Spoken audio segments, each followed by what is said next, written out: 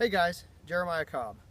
I have been interested in Zpacks tents for a very long time and just haven't been able to bring myself to buy one because they are expensive. But my wife bought me one for my birthday last month, and so I bought two more. Now really the story is that she got me the AltaPlex tent, which is the one over here. We'll walk to that.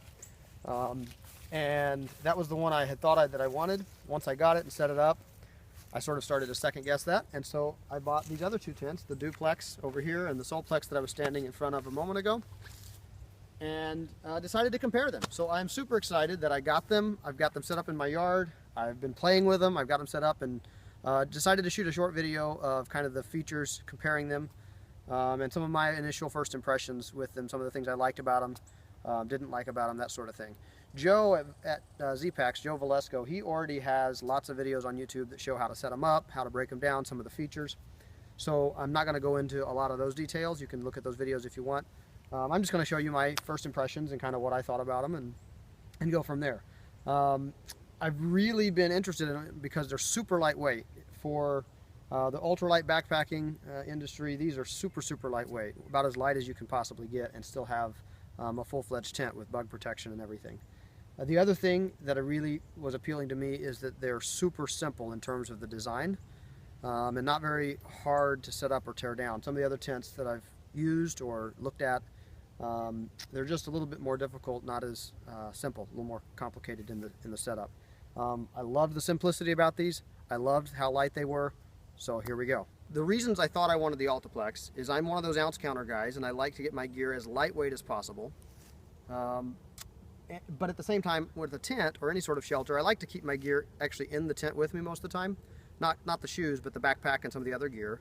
And so it was appealing to me to be able to have a really super lightweight tent like the AltaPlex that could probably still afford me the luxury of having my gear in there with me. So that was why I thought I wanted it.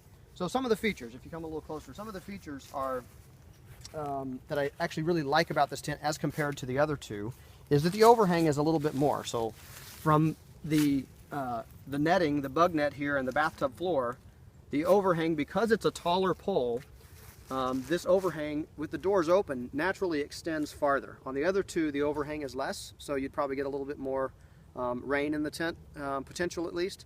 With the AltaPlex, it's really a nice, probably 6, maybe 8 inches that this extends, which is more than the other two tents. The other thing that I really liked about the AltaPlex, really, as opposed to maybe the SolPlex, is it was a little bit easier to pitch, I thought, to get a good pitch on the tent, than the SolPlex. The Duplex was actually pretty easy to get a good pitch on. Some of the things that I wasn't so sure about with the AltaPlex is that when you actually get in the tent, when you're in here, one of the things I wanted to notice or find out was if I could actually put my gear next to me, and not so much. It is a pretty wide bathtub floor, but when you're in here, if you have your sleeping pad here, you could put some small stuff next to you, but once you zip this up, the bathtub floor kind of comes up a little bit, and so you could certainly put like flashlights and some small gear next to you, but not a backpack.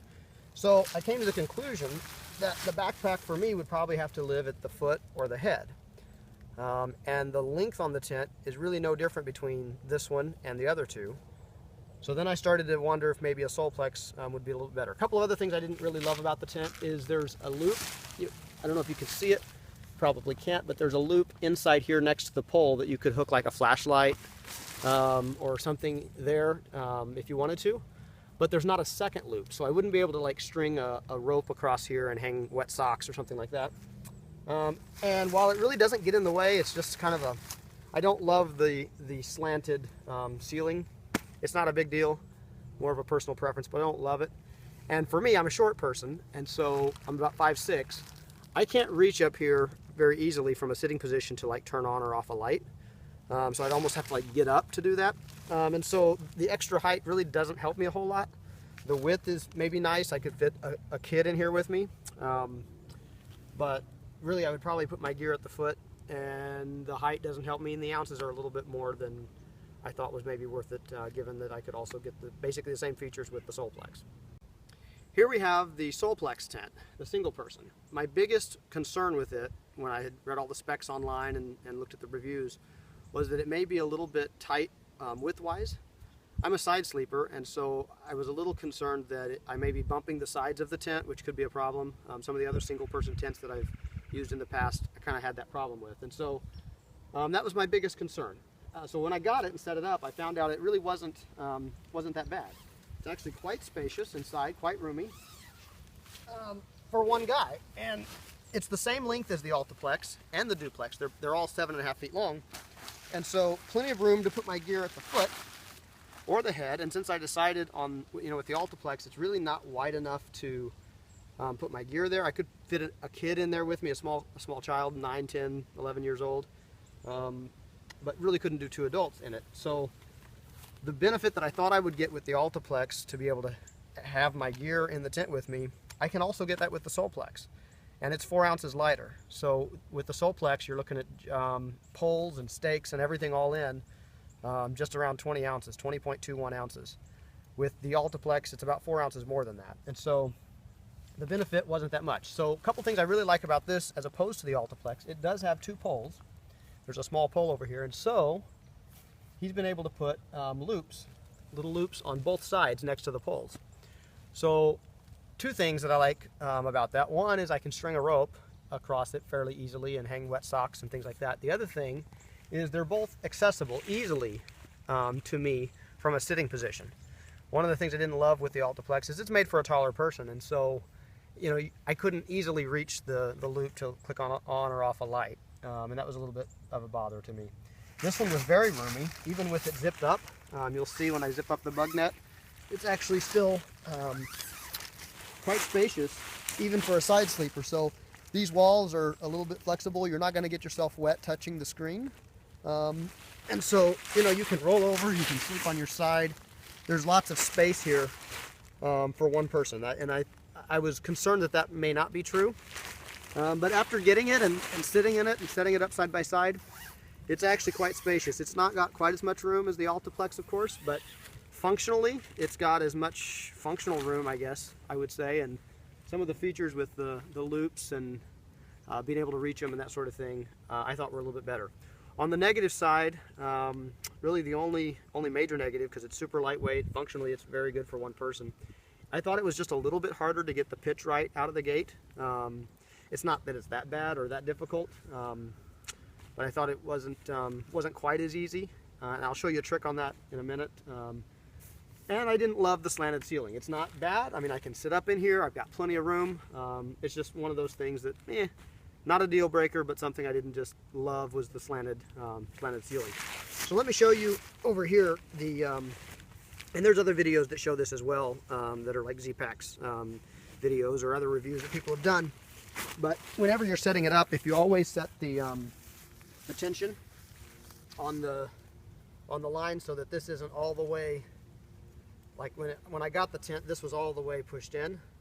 And before you put the stake in, if you'll just pull this out some, that way you can either loosen it or tighten it after you get the stakes in. It prevents you from having to reposition the stakes, which is an improvement that they've made in the last 2 years. Originally you had to just reposition the stakes, which wasn't bad, but this certainly is a nicer feature because you can set the stakes one time and then tighten or loosen the tent as you need to. The Duplex tent is the heaviest of the 3, but it's the nicest in terms of features, adaptability, and space. It's got the same overhang as the SolPlex does. The AltaPlex, of course, has a wider or more extended overhang. But it's got 2 poles and 2-person, 2-door. The sidewalls are straight up and down. In its class, you can't get lighter weight than this for a 2-person tent.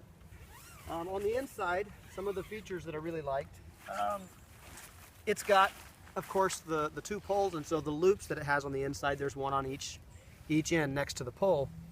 And they're easily reachable. They're just like the SolPlex. I can reach both sides easily to click on or off a light. There's tons of space in here. You've got, I think it's 45 inches wide on the bathtub floor, which is a palace for one guy. For two people, you could comfortably be in here, or you could get one guy and a couple of kids. My oldest kid is 10. I've got 4 boys. I had 3 of them in here with me, and we were actually all able to lay down and have enough space. So it was very nice. It's got loops on both sides. You can string the rope across to hang any wet clothes.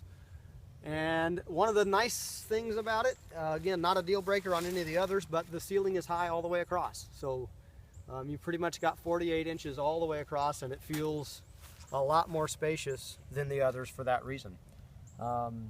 It's a nice tent. Really, the only negative I could come up with was weight. And the weight on it isn't bad. It's just that it's 6 ounces heavier than their single person tent. So if you always go by yourself and you don't want to have all the extra space, you don't really need it. The SolPlex does a great job, and it's 6 ounces lighter. But in terms of features, this one had everything that the other tents had plus some. One other feature that's relatively new to the tent is the addition that you can add a different pole system that would allow you to have a freestanding tent.